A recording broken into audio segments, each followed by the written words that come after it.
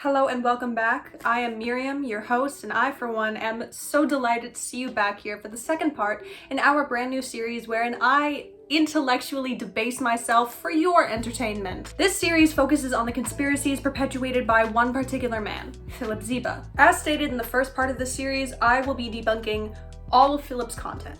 Yes, all of it.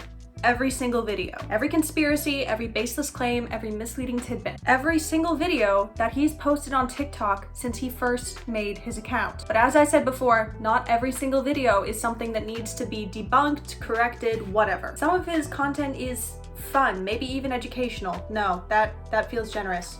It's still brain rot, you know? Carbon neutral brain rot, maybe? You might have noticed that the background has changed since the last video. That would be because I actually filmed that 6 months ago when I lived in a completely different house. A interesting place, but I have since moved. Do you like the decor? I figured it was thematically appropriate. Regardless, grab a snack, a drink, or continue the chore that you're using this as background noise for. And let's get started with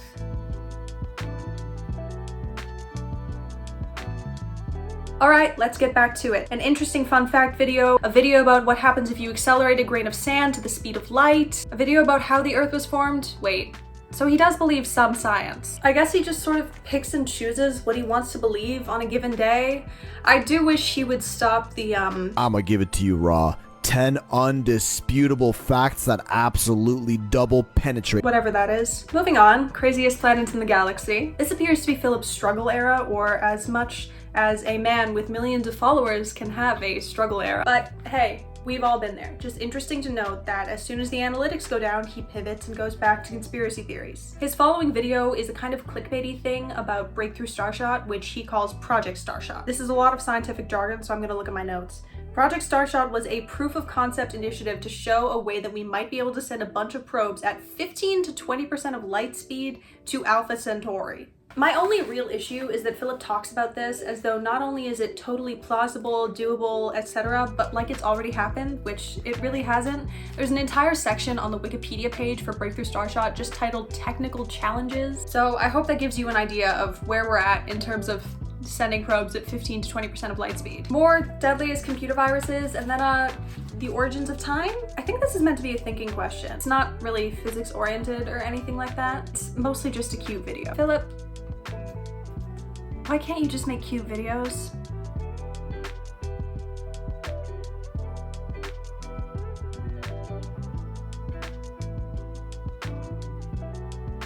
There's also this comment that someone left under the Origins of Time video. I can neither confirm nor deny this, but I do think it's interesting and starts to note a pattern that we'll see developing over Filip's content. MIT ran a computer simulation that says society will collapse by the year 2040. I mean, I guess. Someone definitely said that. This Italian group called the Club of Rome used the work of an MIT researcher to discuss human impact on the planet. Filip then takes this book, which has been heavily criticized for reasons since its 2020 update, not 2021, he got the date wrong, but since this update partially fixed it. And it's not like it says society will end by 2030 in big block letters. It's really more about resource depletion and overconsumption, climate change, fears of overpopulation, and the like. I don't really like economics and there isn't much to debunk here, so I think we're just gonna move on. I will say that excessive fear-mongering about global economic collapse really isn't the vibe. More cool exoplanets, a brain teaser video, then a video about tides, and zoo-wee mama, would you look at those analytics, Filip. See, Phil, can I call you Phil? You can talk about normal, non-conspiratorial shit and still make bank. And then this one's basically an urban legend. I'd call it a copy pasta, honestly. Rogue AI, etc. But, you know, points for creativity. Glossing over his next couple of videos because they're boring and frankly I don't like them, and then... Wow, is that how the pyramids really... Why do we always come back to this?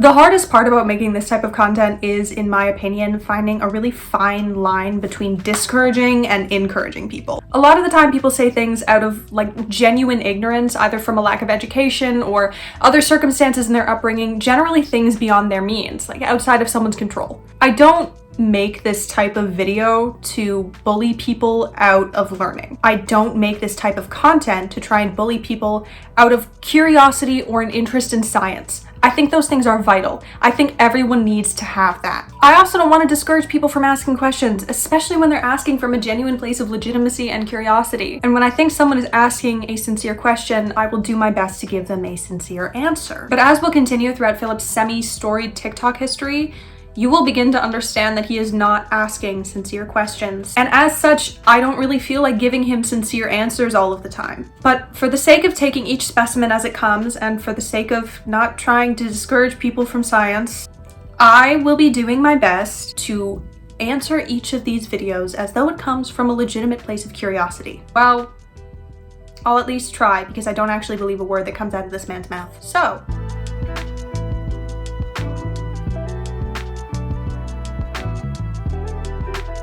Claim 1.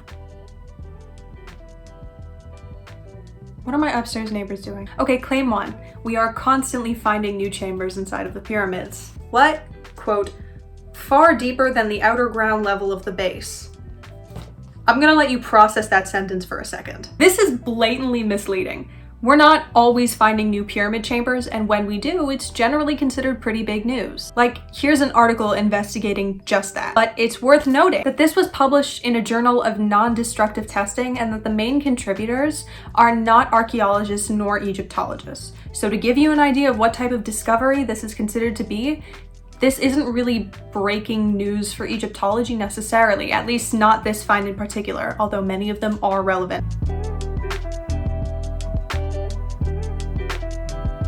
This discovery, the exact type of thing that Filip is hyping up so intensely, is relevant to geoscience. Now, that was the goal of the paper, to try a method of non-destructive testing, but still, my point stands. We are not always finding new chambers in pyramids far deeper than the base. What do you mean? Sure, from time to time we'll find a new chamber or something, but it's not exactly happening left and right. And on top of that, it's not like we're finding them at increasing levels of depth. They're kind of just there, if that makes sense.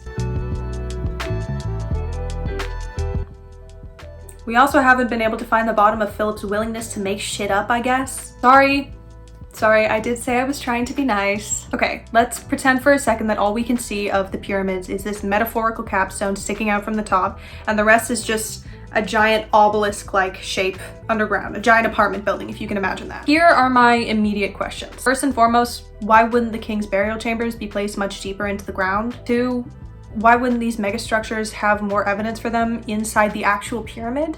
Like, when you're inside a house, you can see where the walls are. We would see it. Are you picking up what I'm putting down? We would see it. Considering I assume there would be some kind of trace evidence for the giant walls going hundreds of meters underground. Oh my god, we finally found it. Found what? The wall. But, you know, I'm no expert, so hey, maybe Filip's right. He's not. But maybe, but he's not. My third question is, how would we not have noticed? Ever?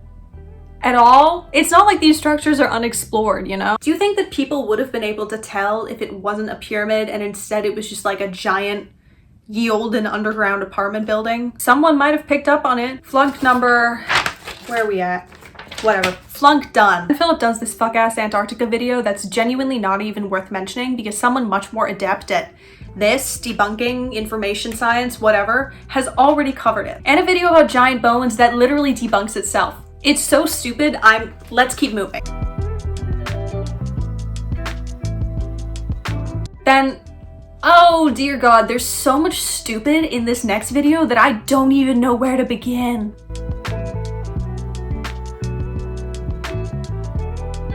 Filip busts out a 4-minute video about, okay, well the short version is that he's doing a Graham Hancock thing about the pyramids without ever really saying that this is a Hancock original. So I think you'd call that plagiarism. No, where I'm from, that would definitely be plagiarism. You would lose your career over that in most places. I guess he's lucky he's a TikToker, not a scientist. I think we're all lucky for that. He's trying to convince you that the reason so many ancient peoples built pyramids was because there was a globe-spanning ancient civilization, but he's trying to convince you of that without ever saying it out loud. Yes, it is total bullshit. Even the ones he uses as examples, okay, hold on, I'm getting ahead of myself. Let's just start from the beginning. Claim number 1, the claim that the pyramids have, quote, identical structures with a similar step pattern. Sure, Filip, maybe if you have a really high prescription. I know some people who are legally blind, or some who should be. Claim number 2, I'm gonna read this to you. that our 21st century brains aren't capable of doing what dozens of ancient civilizations have been able to do. Philip, why would we need or want a pyramid? Respectfully, human needs for space have changed so much in the last 400 years alone. 2,000 years ago, it was a great idea to build in that shape, but now, can you imagine putting a pyramid in the middle of Manhattan? In Chicago? Dubai? With that floor plan? Imagine the rent. I shudder at the thought. Philip also mentions the Yonaguni Monument. This is going swimmingly and claims it to be 10,000 year old. Quote, older than the Egyptian pyramids. The oldest Egyptian pyramid is Djoser's, which is about 5,000 years old, give or take. So if the Yonaguni Monument were that old, then sure, whatever. It would be older than the oldest pyramids, but it's not. And it's not a monument. The Yonaguni Monument is a natural sandstone formation. And the images that Philip is showing aren't even of the Yonaguni Monument. This is just straight up misinformation. I'm like 80% sure he got them from this YouTube video. The actual monument looks like this, which is still pretty cool, mind you, but like, when you put 2 and 2 together, you quickly see that he's lying to you. He's lying in your face. If there was any evidence to be able to prove that it might be connected to, say, Jomon, the prehistoric people of Japan, that would be really cool, but there isn't. No such evidence exists. It's basically just random people on YouTube and Facebook where intellect goes to die, claiming that it's a lost city. Plunk number 2 done. Let's keep this moving. I have class in 2 hours. Philip says that these were built by, and I quote once more, because the language he uses is important, completely different cultures with zero contact among each other and thousands of kilometers apart. What he's doing here is plying you to make a bullshit theory seem more plausible. He's spooning sugar into your mouth so that by the time he gets to the cough syrup, you'll just swallow it without any complaint. And yeah, Philip, it's not surprising that so many people build stuff in triangles.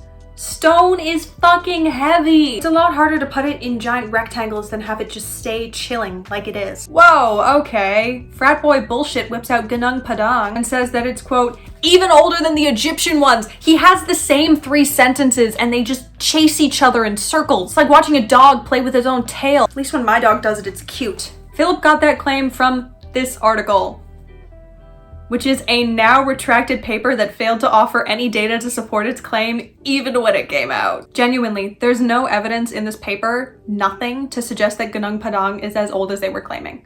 It was also proofread, if you can even call it that, by Graham Hancock. So who's pushing an agenda now, Philip? So they put out this fake paper. It gets proofread, if you can be that generous, by Graham Hancock, whom Philip is currently brown-nosing, apparently. These guys just made up a number, wrote it down, and got it published. After allowing it to be proofread by a quack, allowing thousands of conspiracy theorists to just take this and run with it. Despite the fact that, again, there's no evidence. Not even a lick. The initial retracted paper and this article by The Guardian and featuring Flint Dibble both totally support this fact, that there is no evidence. Even a bland understanding of the human timeline will help you to understand why a claim like this is a 27,000-year-old pyramid built by a 27,000-year-old human civilization just doesn't line up. The rest of Phil's video is just him making claims from that same retracted paper. This is not worth anyone's time, least of all yours. Is the Bosnian pyramid even something I need to debunk? The guy was a scam artist, a legitimate scam artist. Please don't make me debunk this. The Pyramid of Hellinikon? Seriously? Philip says it's built around 3000 BC, but we're really not fully sure of the when. He doesn't really make any more outlandish claims in this video, only continues to use open-ended and misleading verbiage to try and convince you of what? I don't know yet. We're gonna get there. We are at minute 2 of his 4-minute TikTok. But phrases like, quote, boulders that are joined so tightly that even a human hair can't fit through the joints, end quote, without any sort of ancient cement, imply that something else is happening with this site. Something mystical, something magical, something extra, something unknown. Whatever this else is in this specific case, Philip hasn't revealed yet, and he won't, because he's gonna continue to lie to you. Isn't that nice? He's just trying to make whatever his case is seem more reasonable to you. But these are nonsense sentences. If you stack rocks together, you can't usually fit a hair through them. Rocks are heavy. We've already established this. We just talked about the fact that rocks are heavy with the Egypt thing. What are you saying? It's a bunch of rocks. Philip says that a, quote, almost identical technique was used in Cuzco to build the city of Sacsayhuamán, which is the ancestral capital of the Inca Empire. I don't think this is true, but I'm also not an expert in stonemasonry or ancient stone carving techniques. So if there's anyone seeing this who is, please step in, thank you. I just think it's not the same because the techniques used at Sacsayhuamán are fairly well explored, and the techniques at the Hellenicon are just sort of like, we just don't know a lot about the Hellenicon. Filip also goes out of his way to point out the 11,000 kilometer distance between these two sites, and then, sorry, I have to take this. Hello? Uh-huh. What? I see. Are you sure? Well, that's bullshit. Sorry. Filip claims that Sacsayhuamán had a writing system built into the bricks that we don't know about. I cannot find a single source for this other than literally some random person's blog. So he might be taking that from there. He might have made it up. There's also a chance that he's talking about the actual pattern in which the walls are built. But I feel like that has more to do with the actual, like, climate, you know, the altitude and the physical properties of the territory that Sacsayhuamán was built on, rather than a secret writing system, especially considering that we know how the Inca recorded information. The Inca didn't have a writing system. They stored long-term information on something called Khipu, which involves weaving and tying knots into different strings. This is a semi-recent discovery, making it the exact type of archaeological wrench that Filip just loves to claim he's throwing into big bad mainstream science. I don't know why Filip invented a secret writing system when he could have just talked about Khipu, but he did. He chose to do that. Going 3 for 3, Filip says that that same system of stonecrafting is used on Ahu-Vinapu. I guess he's implying that they learned it from Peru, but the idea that stonemasonry on Ahu-Vinapu was taught by people from Peru or by another group is basically an offshoot of this thing called the Kon-Tiki theory. The Kon-Tiki theory was thought up by Tor Heyerdahl, a man who basically sought to prove that white people colonized the Polynesian and Pacific Islands before, you know, actual Polynesians and Pacific Islanders lived there, because Tor Heyerdahl didn't think that these people were capable of doing or building anything that they clearly did and or built. Tor was also a notable hyper-diffusionist. We're going to get to that in the next part of the series.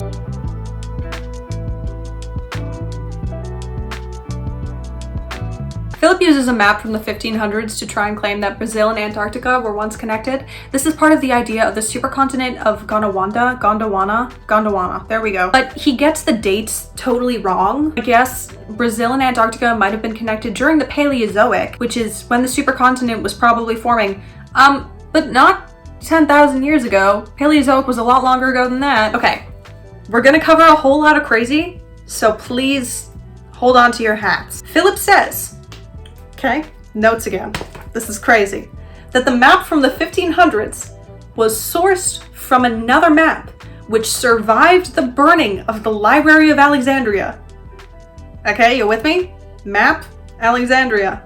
He suggests that the builders of Giza, the Giza Plateau, yep, that Giza, left the map, yes, the Alexandria one, so he's more than a little confused about the Egyptian timeline, as directions to where they built pyramids around the world. I think Filip struggles with math a little bit. Also, are Egyptians the only people that are capable of building pyramids? What is he saying? So apparently the Giza pyramids aren't the only ones that the architects of Giza made. I really wish this was AI generated because it would make this entire process so much easier. He also says that because the hands on these statues are in a vaguely similar position, then they were made by the same guys. Identical carvings and artistic styles were his exact words. Maybe if you're looking with your eyes closed, I guess. And then he just makes this claim. Ancient lasers, or at least some form of precision cutting technology that is on par with our modern drilling methods. Can we just, like, put in some information about ancient stone cutting techniques?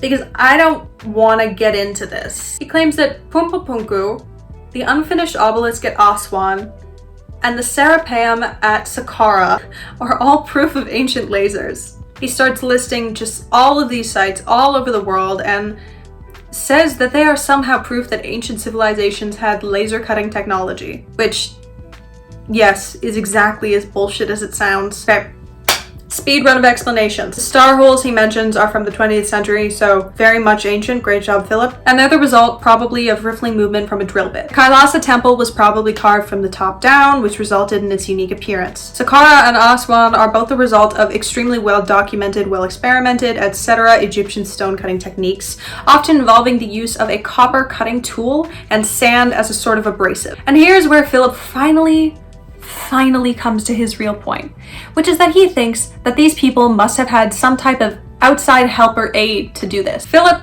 my friend, crusader of the fucking people, why do you think that? You might as well just say that you think that these people were too stupid to make anything themselves. How could these ancient peoples have done something so cool, so precise? Wow, they were so backwards, they knew nothing about the world. In fact, the things that they made are so cool, they must have had help from aliens, or God, or time travelers. You sing the praises of the world's ancestors and then just like crush their accomplishments under your oversized timberlands. You proclaim their temples awesome, their tombs incredible, their mathematic and scientific understanding unbelievable. And then you say that you literally don't believe it because they were just too primitive, right? Unlike us, sitting here thousands of years in the future with all the benefits of hindsight. Only we understand how the world works. Only we can say what they knew. And we say they were stupid. So of course they were. This is such a weird type of racism that I really don't have a name for it. People like Philip do this Orientalism thing where they're like, oh my god, the pyramids, so exotic. Oh my god, Ahu'vanapu, so exotic and rare and like cool something is. And then they hit them with the 1-2 of like, so the aliens helped them. And we haven't even gotten to the hyperdiffusion yet. Did NASA actually find a face monument on Mars and try to cover it up? No, but that would be cool. I'll give it to you. Just sheer cold facts about the biggest pyramid in Egypt. Great Pyramid, speedrun, bonus round. Great Pyramid of Giza was built with around 2.3 million stone blocks. Yes. Did you think I was going to say no? We're pretty confident about that one. Why would I say no? Some of which were cut from a quarry hundreds of kilometers away. But they did it by dragging them through the sand, right? That's true. But they didn't do it by dragging them through the sand, which is what Philip is claiming here. A lot of the blocks for the Great Pyramid specifically were actually from a local limestone quarry, and then all of the granite blocks from Aswan were probably taken by the Nile, which is a lot easier than dragging ye olden big blocks over sand. The latitude of the pyramid passes directly through this coordinate, which just so happens to be the exact measurement of the speed of light in a vacuum to 9 digits. The latitude of the pyramid passes directly through this coordinate. I guess he says it's the speed of light in a vacuum to 9 digits. Is he getting this from ChatGPT? He probably is. Fuck's sake. We're told that pyramids were built as ancient tombs for pharaohs, but not a single mummy nor human remains of any kind have ever been found in any pyramid ever, and that's a fact.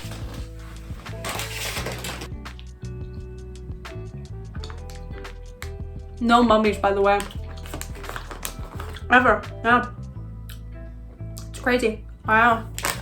Great Pyramid is facing perfectly true north within just 3/60ths of a single degree, making it also perfectly aligned with all cardinal directions, east, west, and south as well. But they probably just used the compass, which was invented by the Chinese over 2,000 years later. It's a pyramid. It has 4 sides. It faces 4 different directions. What is he talking about? If you drew lines from out of the cardinal points of the pyramid and wrapped them all the way around the world, they would go through more land than any other point in the entire world, essentially placing the pyramid at the center of landmass of the whole world. Philip, what are you talking about? You could say that about anything. You could say that about my neighbor's cat, or you could say that about an armadillo. Egyptians had hieroglyphs outlining nearly every aspect of their lives, but not a single one of them depicts the construction of the pyramids. There were no hieroglyphics depicting the construction of the pyramids. Yes, not as we have currently found. The why of this is pretty interesting though. Hieroglyphics were a very religious script, and really only the richest of the rich, as well as the priest and scribal class, had access to the knowledge of how to use them. Although the script has, some examples of being used for more everyday purposes, the majority of preserved examples that we have are from tomb and temple walls, specific ritualistic contexts, including, royal annals, king lists, stuff like that, for example. Add that to the fact that papyrus isn't exactly a hardy material, and you sort of have a formula for us losing an untold amount of information. So yes, we don't have any examples of them writing down exactly how these things were built. Again, you have examples like the Diary of Merer. When something is commonplace, accepted, and just fairly normal in a society, people don't really think to record it. The original height of the pyramid, around 146.73 meters, is virtually an exact scale of the distance between the Earth and the Sun on the perihelion, which is the Earth's closest approach to the Sun, within 0.1% margin of error. The original height of the pyramid is apparently the exact scale of the distance to the Earth to the Sun on the perihelion, aka the Earth's closest approach to the Sun. Okay.